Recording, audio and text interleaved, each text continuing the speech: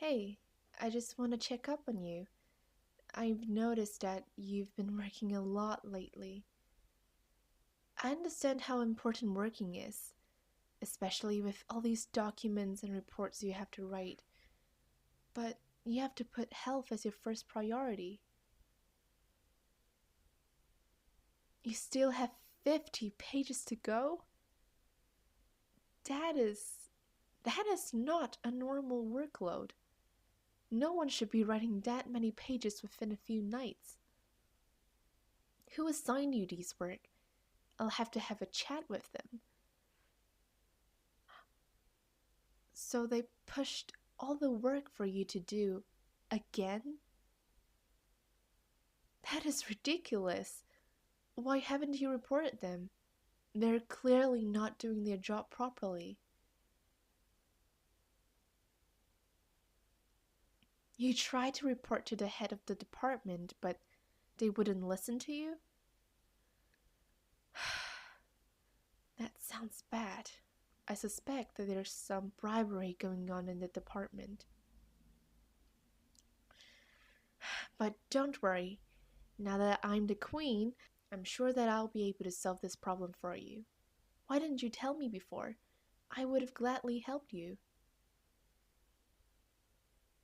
No. This isn't going to bother me at all. In fact, this is my job to make sure the royal government runs smoothly.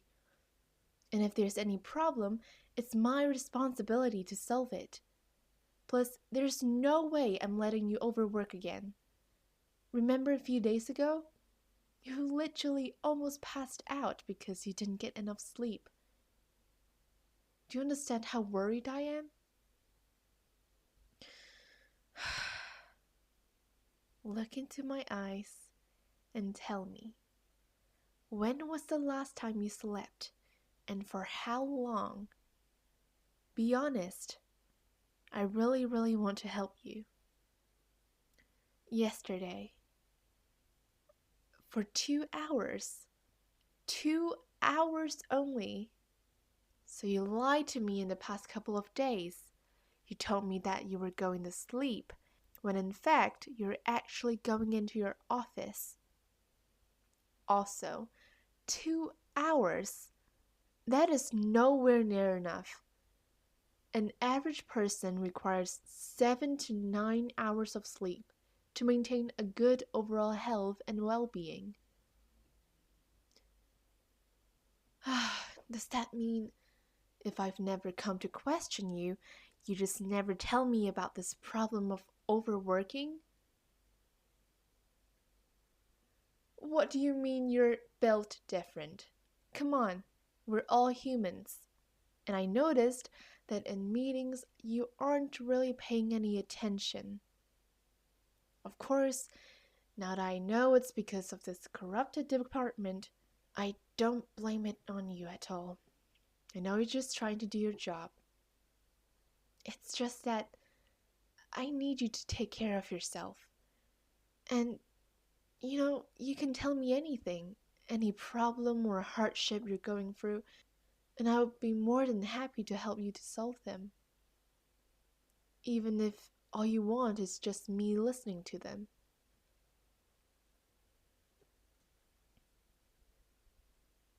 You just don't want to make me worry, because I'm a queen now and probably already have enough things to think about.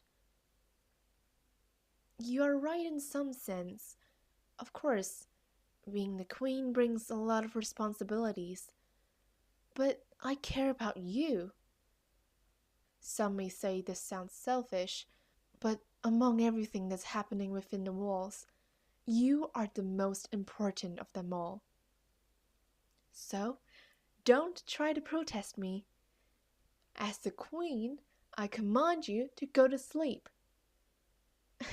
Sorry, that sounds a bit harsher than I intended it to be. Alright, come on. I want to read you a story. I found it in the castle's library yesterday, and it's quite interesting. I think it might help you go to sleep easier. Alright, let's start. Rapunzel.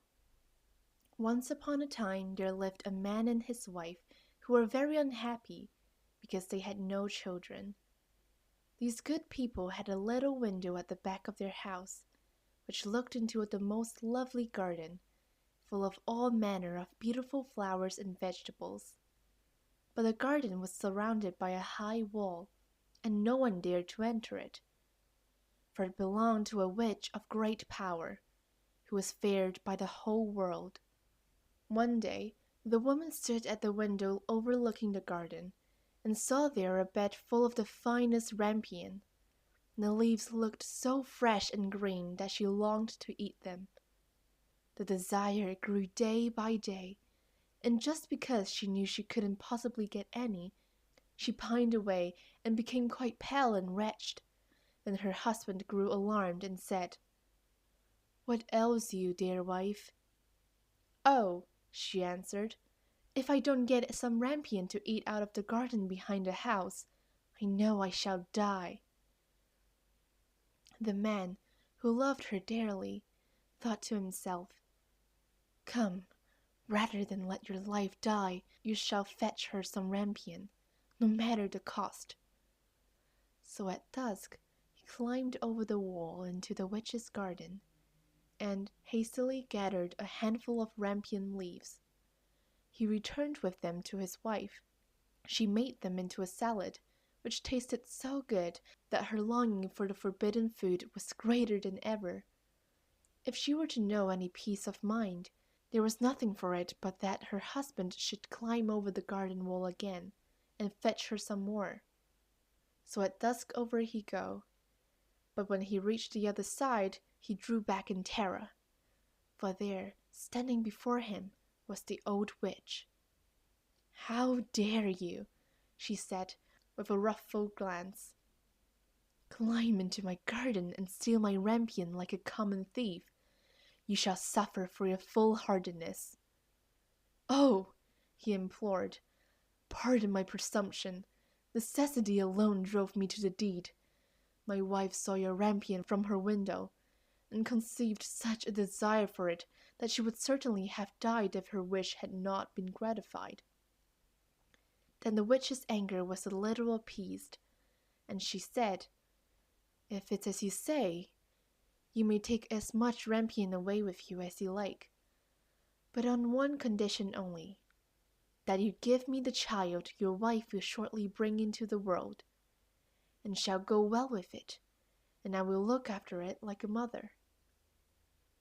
The man in his terror agreed to everything she asked, and as soon as the child was born the witch appeared, and having given it the name of Rapunzel, which is the same as rampion, she carried it off with her. Rapunzel was the most beautiful child under the sun.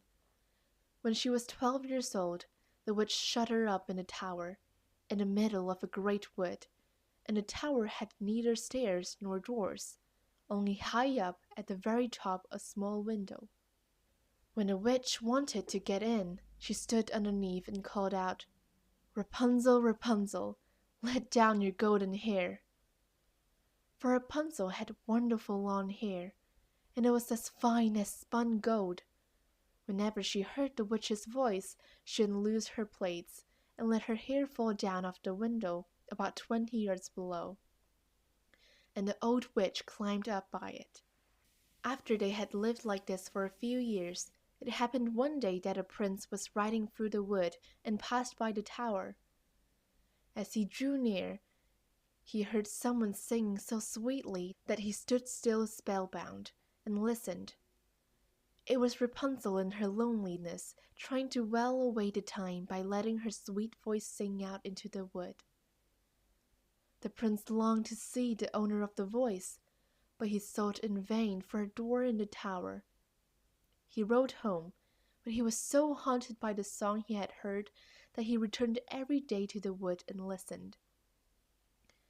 One day, when he was standing thus behind a tree, he saw the witch approach and heard her call out, "Rapunzel, Rapunzel, let down your golden hair." Then Rapunzel let down her plaits, and the witch climbed up by them. "So that's the staircase, is it?" said the prince. "Then I too will climb it and try my luck." So on the following day, at dusk, he went to the foot of the tower and cried, "Rapunzel, Rapunzel, let down your golden hair." And as soon she had let it down, the prince climbed up. At first Rapunzel was terribly frightened when a man came in, for she had never seen one before. But the prince spoke to her so kindly, and told her at once that his heart had been so touched by her singing that he felt he should know no peace of mind till he had seen her. Very soon Rapunzel forgot her fear, and when he asked her to marry him, she consented at once. For, she thought, he is young and handsome, and I'll certainly be happier with him than an old witch. So she put her hand in his and said, "Yes, I would gladly go with you. Only how am I going to get down from this tower? Every time you come to see me, you must bring a skein of milk with you, and I will make a ladder of them. And when it is finished, I will climb down by it, and you would take me away on your horse." They arranged that till the ladder was ready. He was to come to her every morning, because the old woman was with her during the day. The old witch, of course, knew nothing of what was going on. Till one day Rapunzel, not thinking of what she was about, turned to the witch and said, "How is it, good mother, that you are so much harder to pull up than that young prince? He is always with me in a moment." "Oh, you wicked child!" cried the witch. "What is this I hear? I thought I had hidden you safely from the world, and in spite of it you have managed to deceive me." In her wrath she seized Rapunzel's beautiful hair, wound it round and round her left hand, and then grasping a pair of scissors in her right, snip, snap, off it came, and the beautiful plaits lay on the ground. And, worse than this, she was so hard-hearted that she took Rapunzel to a lonely desert place, and there left her to live in loneliness and misery. But on the evening of the day in which she had driven poor Rapunzel away, the witch fastened the plaits on a hook in the window, and when the prince came and called out, "Rapunzel, Rapunzel, let down your golden hair," she let them down, and the prince climbed up as usual. But instead of his beloved Rapunzel, he found the old witch, who fixed her evil, glittering eyes on him, and cried mockingly,